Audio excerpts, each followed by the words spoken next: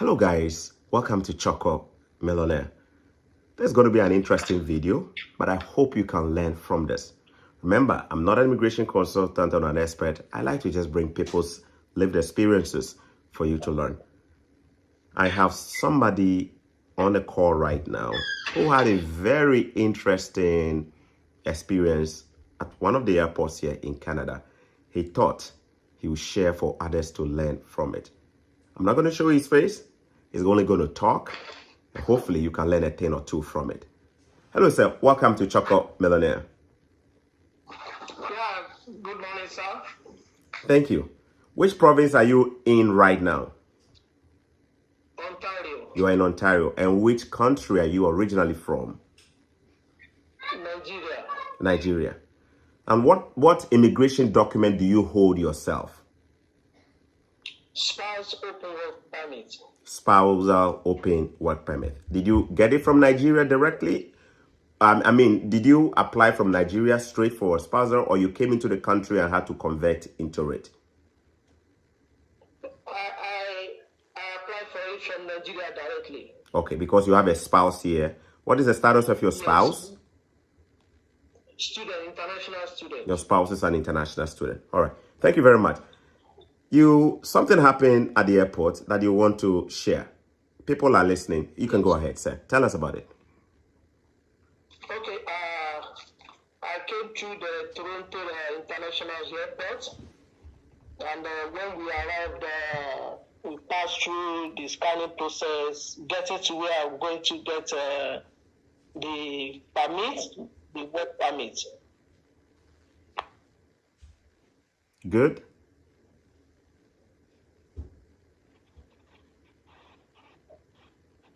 Sorry about that. It looks like the connection is breaking a bit. I'm going to have him back. The connection is a bit unstable. Can you hear me? Is it good? Can you hear me? Is it good? Can you hear me, sir? Oh, okay. My apologies there, guys. The connection is unstable on his side. I am going to resolve that real quick.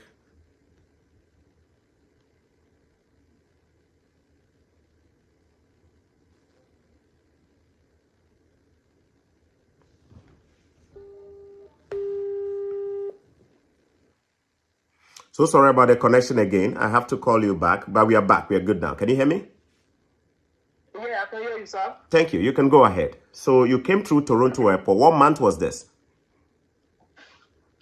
This is January. This January. So this same month. All right. So tell us. Go ahead. Okay, after scanning, passing through the scanner, and I go to where I'm going to get my permit. There are a lot of crowd there. So on the queue, I saw that they take time to attend to people. Each individual spend average of 10-15 minutes. We have about 18 kiosks there where they attend to people. So when I moved close to the front, that's where I started hearing what they are asking two individuals. The first guy, who is in Nigeria, because they asked him, where are you from? He said he's from Nigeria. He has a student visa.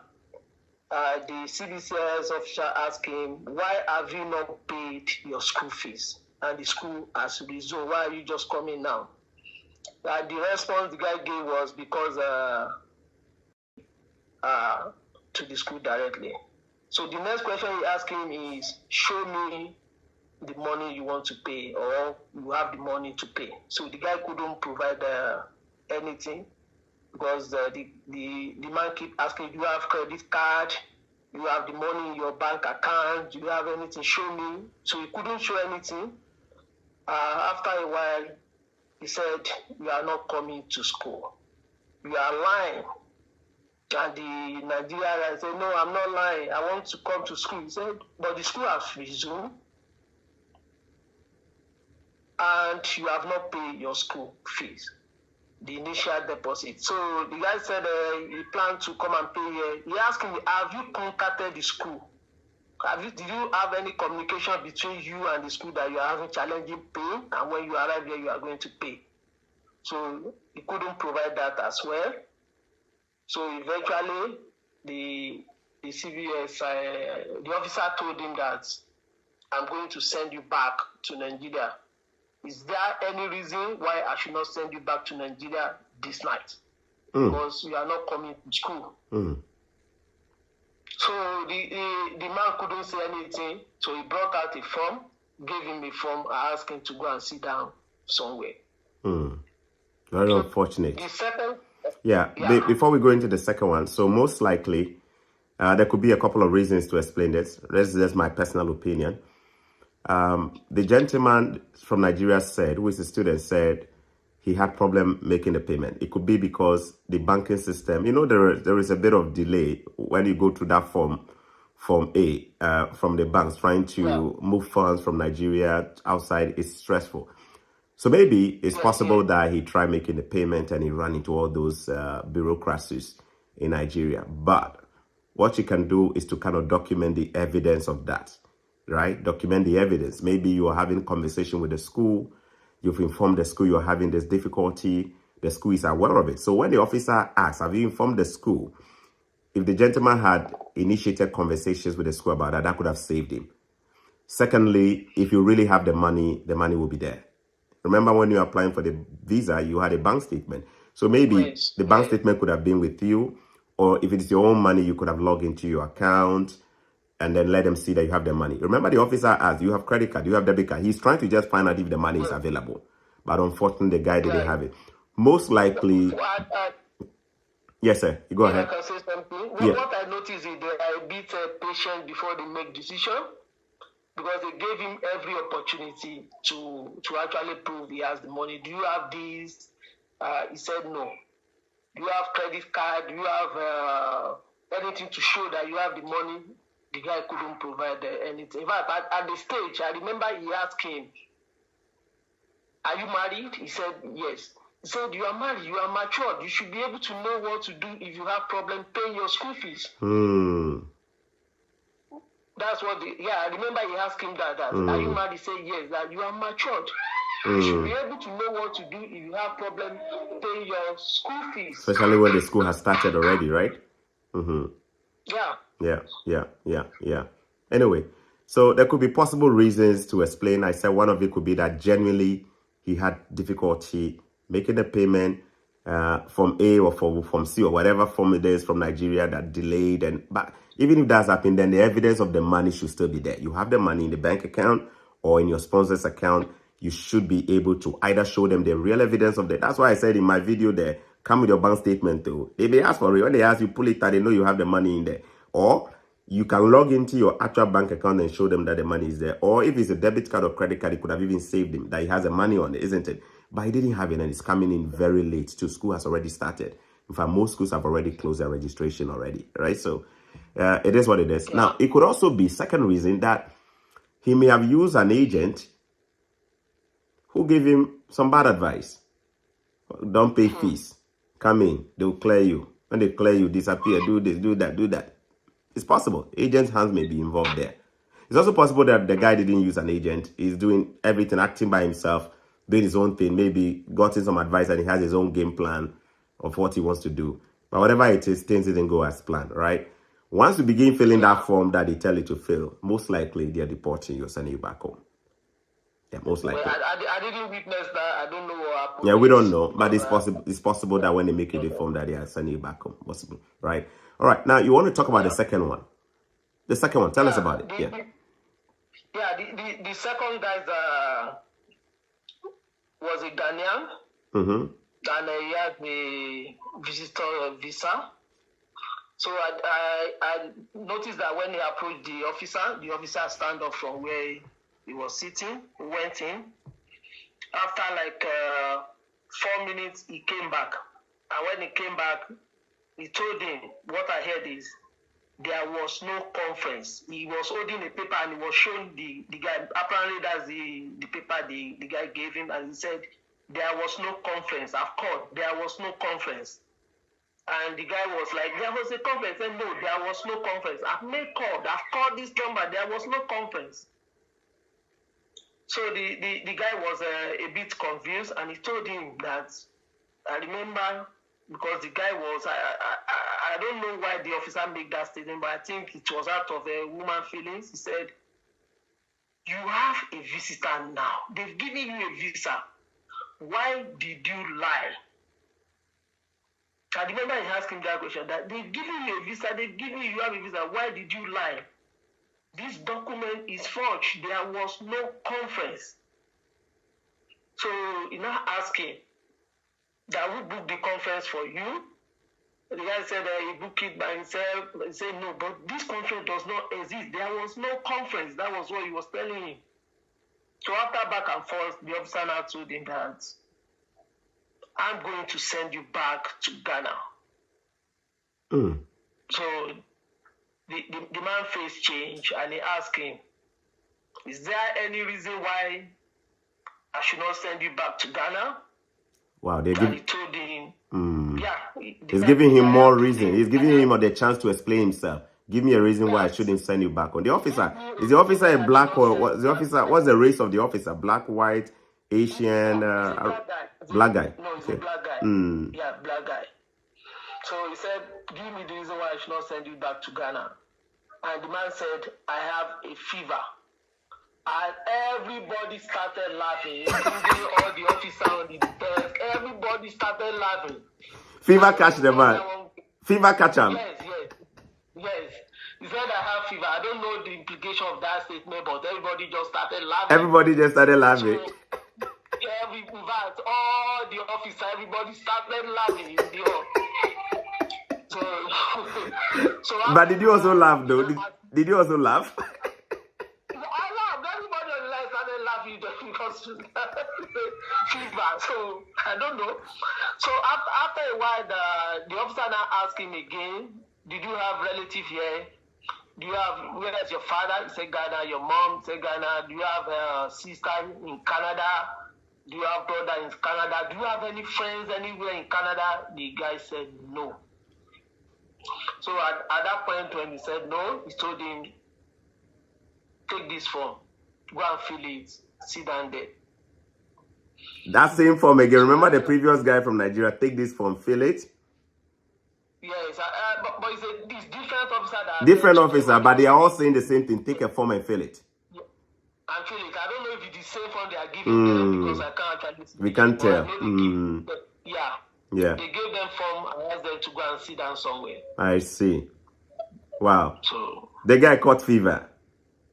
He caught fever. So at that point, everybody laughed. I don't know the implication of that, whether it has any meaning, I don't know. But he just told them the fear of Canada immigration officer is the beginning of fever. Can we say that? The fever catch the guy. So guys, you can tell here, even with fake documents, some people can get through. So this one, the officer, being a black person, a black man said, my guy, at least you got in a visa. Why did you lie? Yes. So this one, if the guy, this small, like the events will be fake. Like you look sharp, get some correct event like that. They ask you, so this one self, they happen. So you have another one. You can, different conference, simple, schedule conference. But you see, these activities, what do you think? Be Goro boys on my activity be that. Be agent. Be agent will go to this one. And they tell you guys, if they use agent, risk level day, plenty being this. So for all you know, the guy doesn't even know that it's a fake conference. He just used an agent. Agent did everything. Agent collect the money. Zazu, collect them $10,000, $12,000. Now see him. Fever will go catch you for Canada airport. Because the guy was confident when they told him initially there was no conference. He said no. There is a conference. He was confident. The officer keep repeating that. I've called this number. There is no conference. I've called. He showed him the number from the paper. That is actually why the officer went inside the building for 4 minutes to do the background verification, right? I don't know what that I suspect that is why the officer went inside for 4 minutes. Yeah. Come back and said I've called, and there was no conference. I see. So the guy was shocked. That maybe it's the shock that made him to have fever. I don't know. But I think he has fever. He has fever. Yeah, fever. And so they can say Tabia, and I will say Tabia beat test fever. All he needed was one tabia. I said nobody could say from the crowd. Nobody, people who were laughing, nobody could say, "Oh my guy, my luggage cry, get tabia because I give you some Charlie." Basically, he was hoping to say that. He was hoping to say that to be what's the name? To be given the opportunity not to be returned home. I'm pretty sure that was his intention of saying it.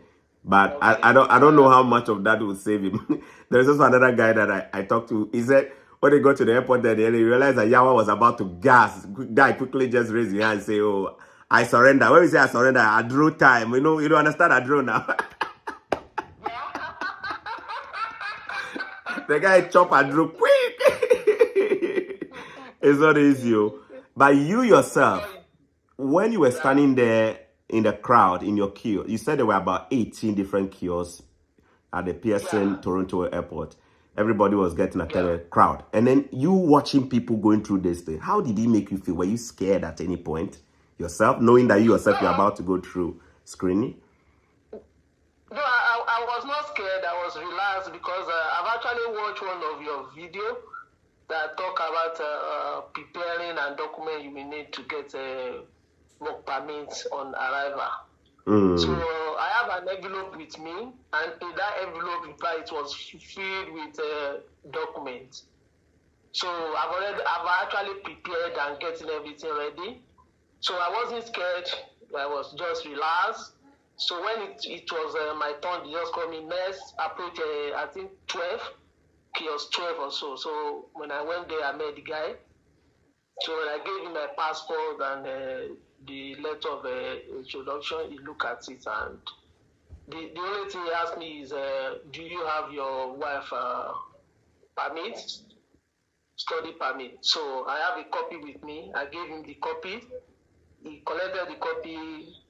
I guess he typed it on the system or not, because after like 1 minute again, he asked for the next document, which is a marriage certificate. I have a copy with me. I gave him that. Immediately I gave him the marriage certificate. Look at it, and he said, "Give me a few minutes. I will call you back. Let me prepare your permit." Then you knew that was all. Okay, so you were prepared with a whole envelope. That document that I prepared, he didn't ask. So okay, but you came with a whole envelope of documents, stash of documents. Yes. What did you do? What did you do to kind of prepare yourself for your journey like that? That made you really prepared. What are some of the things you did that prepared you like that? It's basically going through your video, and when I watch it, I actually take my time, watch it for. In fact, I watched that video like 4 times.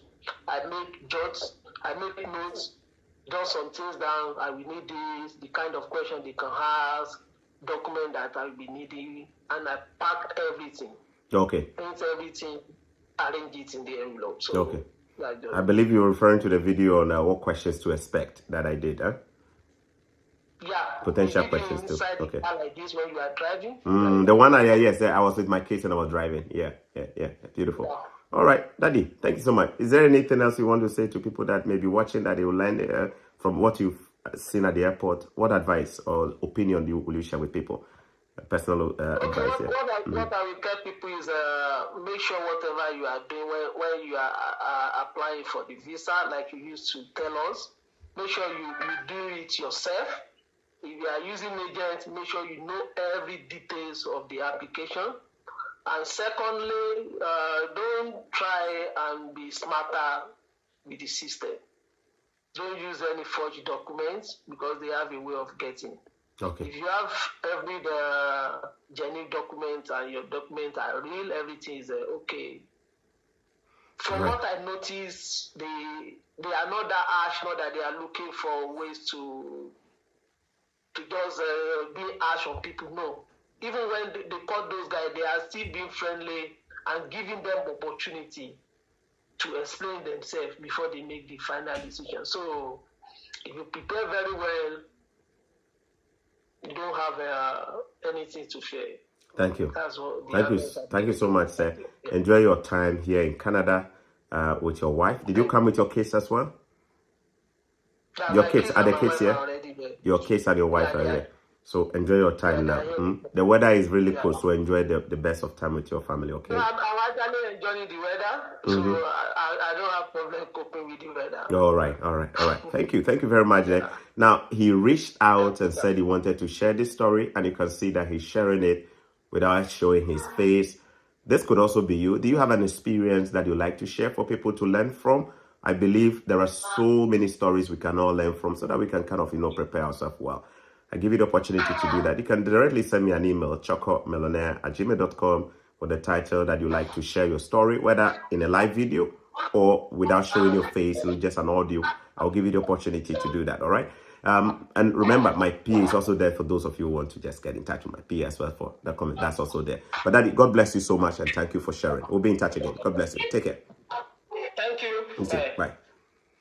All right. So, conference visa. Most conferences online are actually fake, especially if you don't know how to. Me, myself, there was a time that I found one conference and I thought it was legit. Later on, I went back and I realized that the thing was fake. Some of them are just so it's so hard to tell the good and because the Indian guys, yeah? I'm not picking on India. That's a fact, guys. Let me say it. Most conferences online are fake and they are manufactured from India. The guys behind it are these tech guys who know how to create fake websites or blogs. Then they'll put stuff there and then direct and take money from people's credit card. Most of them are based in India. So if you are not smart to look for the qualities of a good website, and not only that, to look for reviews on the conference organizer, not only that, to ask whether they have a physical address, not only that, to ask if the conference organizer even has a social media presence. What does it mean? Do they have a YouTube channel where I can see videos they've done on past conferences? Do they have a Facebook channel? Do they have a Twitter account? If you're not asking this and all you do is to go online and put your credit card and debit card, and my guy, you may get a visa. I want to come here, the fear of Canada will begin to enter you. You understand? The Bible says the fear of the Lord is the beginning of wisdom.